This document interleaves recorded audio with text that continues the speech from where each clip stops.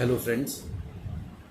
पिछले दिनों एक बहुत अच्छी न्यूज़ आई कि इंडिया अपनी दो इंटरनेशनल टीम्स एक साथ खिलाने वाला है। जिस वक्त इंग्लैंड में टेस्ट टीम प्रिपेयर कर रही होगी टेस्ट सीरीज़ के लिए जून जुलाई में, ठीक उसी वक्त श्रीलंका में इंडिया की एक और इंटरनेशनल टीम बायलैटरल टूर कर रही होगी 3 ODIs और 3 T20 मैचेस के लिए।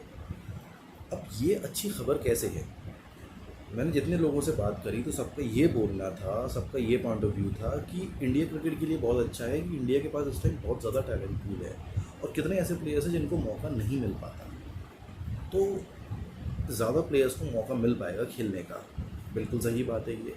लेकिन जो अगर हम इसका वाइडर वर्ल्ड क्रिकेट पर्सपेक्टिव में देखें तो वो इसका एक ज़्यादा बड़ा डायमेंशन निकल के आता है और वही मैं आपको एक्सप्लेन करने वाला हूँ।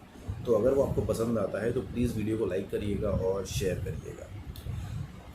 क्या है कि वर्ल्ड क्रिकेट का जो रेवेन्यू है ये अब सबको पता है कि वो इंडिया से ही जनरेट होता है। मोर देन 80% इंडिया से जनरेट होता है। और उसके अलावा जो सबसे बड़ी चीज़ है कि जो व्यूअरशिप है क्रिकेट की, जो कंज्यूमर बेस है, वो भी इंडिया ही है।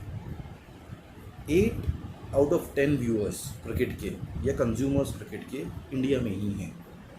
ऑस्ट्रेलिया, इंग्लैंड, बाकी सारी कंट्रीज़ भी हैं, लेकिन जो सारा बेस है वो इंडिया से ही आता है। और क्रिकेट में जो जितना भी पैसा आता है वो आता है 60% ब्रॉडकास्टिंग राइट से, 30% स्पॉन्सरशिप से, और बाकी जो बचता है 10% उसमें गेट मनी होता है। गेट मनी मतलब जो स्टेडियम में लोग देखने आते हैं, बाकी मर्केंडाइज और ये सब बाकी सारी चीज़ें। ठीक है, तो जो स्पॉन्सर्स और जो ब्रॉडकास्टर्स हैं वो सबसे ज़्यादा बिडिंग तभी लगाते हैं, सबसे ज़्यादा पैसा तब खर्च करते हैं जब इंडिया इन्वॉल्व होता है। और इसीलिए कोई भी कंट्री ये चाहती है कि इंडिया उसके यहाँ आके टूर करे। अगर आपको याद होगा कुछ साल पहले तक इंडिया मलेशिया में खेलता था, सिंगापुर में खेलता था, टोरंटो में होने वाला सहारा कप सबको याद है जो इंडिया पाकिस्तान में होता था। ग्राउंड्स फुल रहते थे, उनके अच्छे टीवी पे कवरेज आया करती थी, सबको स्पॉन्सर्स मिलते थे। लेकिन और वो सब इसलिए किया जाता था कि क्रिकेट का एक बेस बढ़े, ज़्यादा कंट्रीज़ में क्रिकेट पॉपुलर हो। किसी भी ऑर्गेनाइजेशन को चलाने के लिए पैसा चाहिए होता है और ICC को भी चाहिए था। IPL आने के बाद में वो चीज़ हुई कि क्रिकेट में इतना ज़्यादा पैसा हो गया कि लगने लगा कि कहीं ऐसा ना हो कि इंडिया क्रिकेट को ग्लोबली टेक ओवर कर दे। और ये हुआ भी।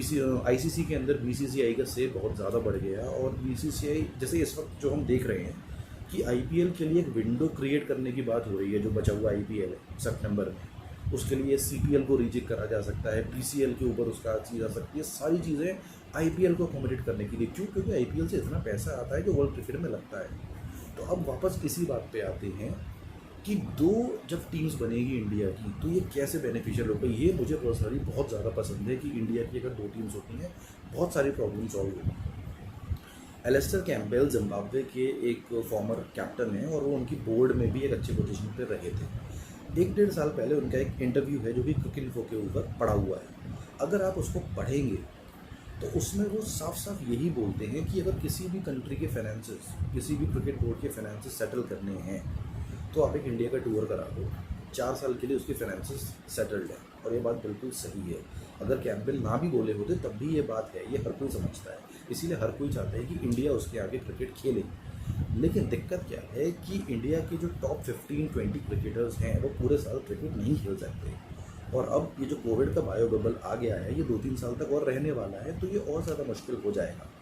और ये ना भी होता तब भी विराट कोहली के लिए पॉसिबल नहीं है, जसप्रीत बुमराह के लिए पॉसिबल नहीं है कि वो पूरे साल क्रिकेट खेलते रहें। उनकी बॉडी को भी रेस्ट चाहिए होता है। तो ऐसे में क्या किया जाए? तो ये जो इस वक्त होने वाला है कि इंडिया की टीम श्रीलंका में खेलेगी, ये श्रीलंकन बोर्ड के लिए बहुत अच्छा है। 3 T20s और 3 वनडे से उनको जो रेवेन्यू जनरेट होगा वो उनके 2-3 साल के फाइनेंसेस को सेटल कर देगा। अभी हम देख रहे हैं श्रीलंका बांग्लादेश से एक ODI सीरीज़ हार गया है, राइट। क्लीन स्वीप हो सकता है उनका 3rd वनडे भी अगर वो हार जाते हैं तो। और इस वक्त जो श्रीलंका की टीम खेलने गई है वो बिना कॉन्ट्रैक्ट साइन किए हुए खेलने गई है। क्यों? क्योंकि उनकी जो सैलरीज़ है, जो कॉन्ट्रैक्ट्स में जो पैसा मिलता है वो 1/3 से भी कम कर दिया गया है। उनके एडमिनिस्ट्रेटिव इश्यूज़ हैं, काफ़ी सालों से हैं। लेकिन आप देखेंगे कि दुनिया में इंडिया, ऑस्ट्रेलिया और इंग्लैंड को छोड़ के सारे के सारे जो बोर्ड्स हैं वो फाइनेंसेस के लिए स्ट्रगल कर रहे हैं। इनफैक्ट कुछ बोर्ड्स तो ऐसे हैं जो कि कैश स्ट्रैप्ड हैं। पिछले ही हफ्ते जिम्बाब्वे के एक क्रिकेटर रायन बर्ल ने अपना एक फ़ोटो डाला था ट्विटर पे कि उनके पास जूते नहीं है पहनने के लिए, फिर प्यूमा ने स्पॉन्सर किया। तो ये तक तो हालात आ चुके हैं वर्ल्ड क्रिकेट की। तो ऐसे में हर कंट्री चाहता है कि इंडिया उसके यहाँ खेले। तो अगर इस तरह से इंडिया 2 टीम्स बनाकर खेलता रहेगा तो दुनिया की क्रिकेट को बहुत फ़ायदा होने वाला है। 2008 में जब IPL आया था, अगर वो IPL नहीं आया होता उस वक्त, तो आज न्यूजीलैंड और वेस्ट इंडीज़ की क्रिकेट लगभग ख़त्म हो चुकी होती। क्योंकि IPL आया, वेस्ट इंडीज़ के प्लेयर्स की डिमांड बढ़ी, तो वहाँ पे क्रिकेट वापस से रिजुविनेट हुआ। और अभी हम देख रहे हैं वेस्ट इंडीज़ कॉम्पीट कर रहा है। इनफैक्ट अभी जो साउथ अफ्रीका से उनकी सीरीज़ होगी, पाकिस्तान से सीरीज़ होगी, तो they will start as favourites after a very long time. और यही चीज़ इंडिया करके देगा वर्ल्ड क्रिकेट को। मुझे खुद इंडिया BCCI जिस तरह से फंक्शन करता है उसमें मुझे खुद काफ़ी बहुत ज़्यादा प्रॉब्लम्स हैं, लेकिन ये जो चीज़ होने वाली है ये क्रिकेट को बहुत ज़्यादा हेल्प करेगी। और इंडिया, वर्ल्ड क्रिकेट को इंडिया का रिक्वायरमेंट है कि इंडिया ज़्यादा से ज़्यादा क्रिकेट खेले। तो इसी तरह से ये होता रहेगा। इंडिया भी श्रीलंका जा रही है, फिर इंडिया की एक टीम हम चाहते हैं कि कभी वेस्ट इंडीज़ जाए, कभी जो एसोसिएट नेशंस है वहाँ पर न्यूट्रल ग्राउंड्स की तरह पर मैचेस कराए गए इंडिया के। और इंडिया के पास अब इतना पूल है। मुझे याद आता है कि अमोल मजूमदार जैसा कैलिबर का प्लेयर इंडिया के लिए टेस्ट क्रिकेट खेल ही नहीं पाया।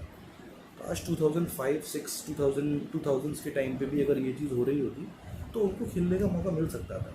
जैसे अभी संजू सैमसन को लगातार खेलने का मौका मिल सकता है, या फिर तेवतिया जैसे को, या हार्दिक पांड्या, इन सबको वापस से खेलने का मौका मिलेगा। Hardik Pandya although A grade का प्लेयर है, लेकिन वो इंडिया के टेस्ट स्क्वाड में नहीं है, तो अब उसे वहाँ मौका मिल रहा है। जो भी फ्रिंज प्लेयर्स हैं उनको मौका मिल रहा है। तो ऑब्वियसली ये तो बेनिफिट है ही कि इंडिया का टैलेंट पूल यूटिलाइज होगा, लेकिन वो IPL के थ्रू भी यूटिलाइज हो रहा है। अगर कल को वर्ल्ड क्रिकेट ख़त्म होता है तो ये प्रॉब्लम आने वाली है कि IPL ही एक NBA की तरह एक मेजर क्रिकेट का स्ट्रक्चर बन के रह जाएगा। तो अब ये बहुत ज़्यादा ज़रूरी हो जाता है कि इसी तरह से इंडिया की 2 इंटरनेशनल टीम्स खेलती रहें, जिससे कि वर्ल्ड क्रिकेट में रेवेन्यू जनरेट हो और वर्ल्ड क्रिकेट का एक स्ट्रक्चर सुधरे। ICC के पास ज़्यादा पावर हो कुछ तह पाने की। तो ये था मेरा पॉइंट ऑफ व्यू इंडिया की 2 टीम्स को लेके। अगर ये आपको पसंद आता है तो प्लीज़ वीडियो को लाइक करिए, शेयर करिए और क्रिक फील्ड्स चैनल को सब्सक्राइब करिए। Thank you.